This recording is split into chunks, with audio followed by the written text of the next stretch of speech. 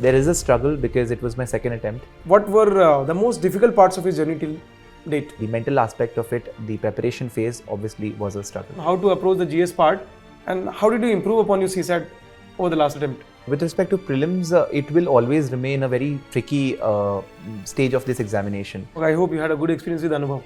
Yes, I did. Last year also I gave the Anubhav, and I was able to get the confidence required for the prelims too. What could be improved in your interview, your experiences? I think the improvement part of it, as I saw it, was the approach in thinking. Hello everyone.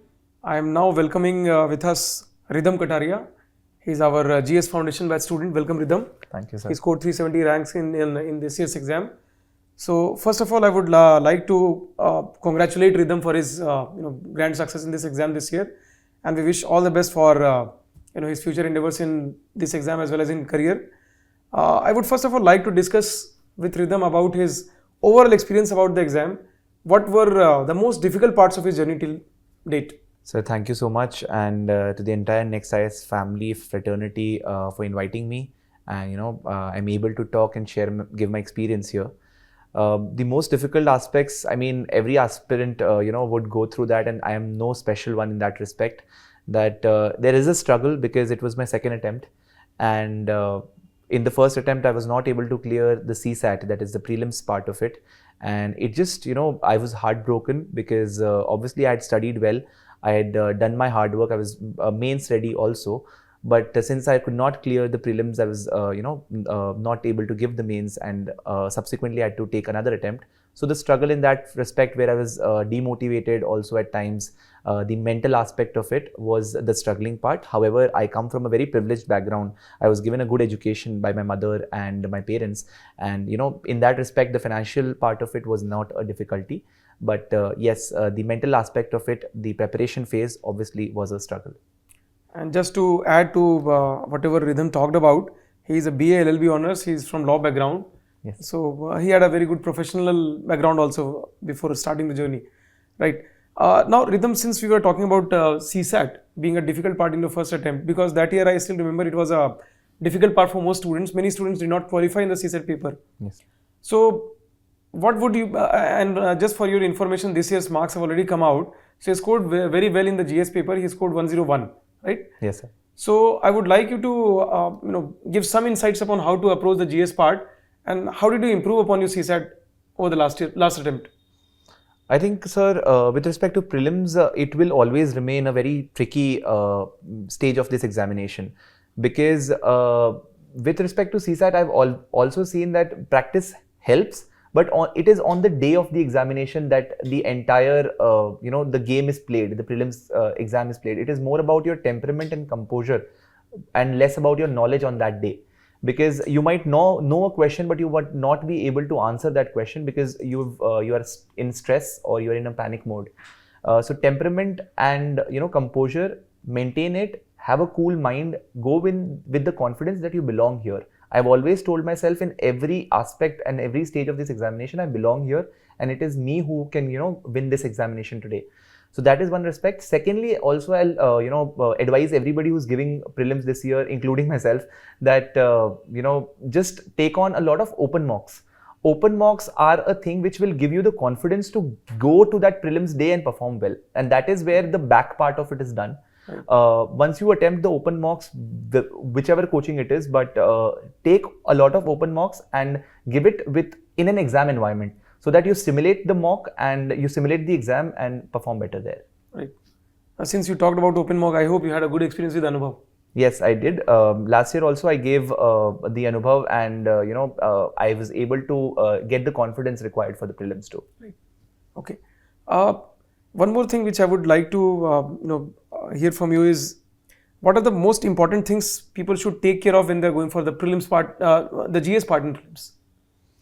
I think with respect to the GS part, revision is the key. Everybody will tell you that, because without revision you won't be able to even understand the question which you have read in your journey of preparation.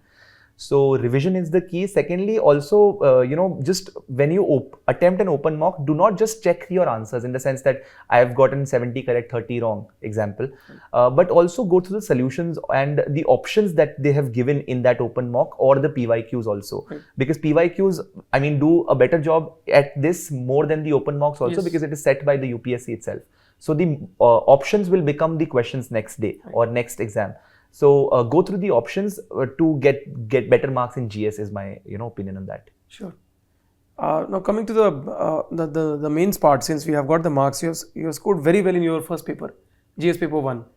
I would just like to get some insights from you how to approach that paper. I think, like sitting here, I cannot make out a difference in the sense what did I do differently, but maybe what I did through the through those 2 months in between the prelims and the mains might have helped, because I was most scared about the GS1 part only, because with respect to GS2 I have a background. With GS3 I enjoy, and GS4 is something that everybody generally does well with. GS1 just is the most static part of your GS preparation, right? Yes. So I was also more scared about that part only. Maybe I took that more seriously also. And I gave a lot of mocks in between the simulated mocks in between the prelims and mains exam also. So that might have helped the practice, I think. And secondly, I did not believe in unnecessarily putting the jargonistic words, or maybe you can call it the diagrams that people so much harp about at times.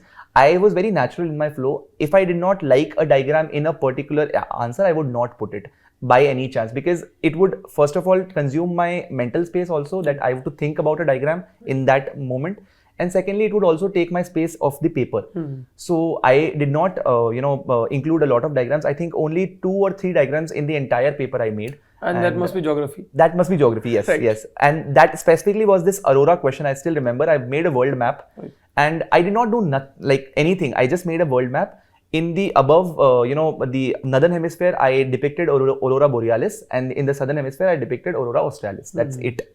In that Aurora question also, I made this. So geography also, very selective diagrams, not like putting diagram in every question is what I did. That's what worked for me. I don't know. I mean, it had worked for me also in that paper. Okay, thank you. Okay, so next coming to your optional. So I think since your law background is there, and law optional is something which is not very, you can say, taken by a large number of people, but still, since there are a good number of people who do attempt with that subject also, just a bit more you can say discussion on that. So how do you think things went for you in the law optional, because your marks were pretty decent, but I think you said that you have not put a lot of time in that paper. So just some food for thought on law optional. Somebody starting preparation with law optional, how should they approach the subject? I mean, law optional is actually, badnaam जिसे कह सकते हैं कि law optional is infamous for being very lengthy. And, I just felt when I first chose law optional that they've compressed all of the 5 years of my preparation in these 2 papers. And it just takes a lot of toll on you, because you have to do GS like others, but then you also have to do 5 years of law in just 2 papers. Right. So that is there, but still you've chosen it and it's your choice. They've not, asked you to do law optional. I could have chosen other optionals also. And every optional takes equal amount of effort. I just believe in that. With respect to law optional, see again, as I'd already spoken to you with respect to that I took that careless approach maybe, that I did not give a lot of time to it. I prepared the entire law optional in that 1 month. I will tell you this is very shocking to hear also, that the first answer of any optional paper that I wrote was in the month of July or end of July, before mains, and my mains was in September. So that was a careless thing on my part. I would not advise anybody to do that. Prepare in advance, 1 year in advance, whatever your law optional or any other optional is, and give a lot of with respect PYQ emphasis with respect to law optional, because I've seen that optional papers repeating PYQ verbatim at times. Yes. So if that happens, then you are in a very safe space if you've practiced it beforehand. Right. So with respect to law optional, that is where you can practice the PYQs part basically. Right. Okay. Now coming to the interview. You have scored, I think, 175. Yes. Yeah. So it's a decent score. You could do even better. Yes. Just a bit of elaboration on what could be, improved in your interview, your experiences. I think the improvement part of it, as I saw it, was the approach in thinking. I mean, I've seen this people say also, and I think it really is effective. Don't become a bureaucrat before being a bureaucrat, because you are going to the civil services thinking that you've already become one, and you have to give answers according to that in the interview or the personality test part of it. I think I committed that mistake in few answers. My approach was not very clear in my head. Rather than taking a very a humanistic approach, I rather took a bureaucratic approach to things as we think it.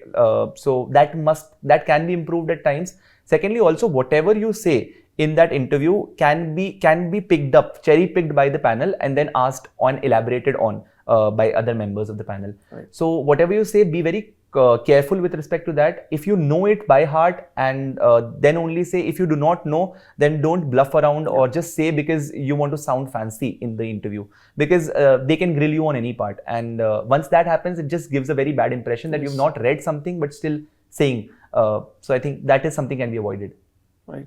So we should not sound programmed. Yes. That's I think the yes, very the word to it. Be very natural in your approach. Whatever you are, just depict your true personality there, and I think they'll appreciate it for what you are. Right. Yes. Okay. Thank you, Rhythm. Thank you for. Thank you so much, sir. Yeah.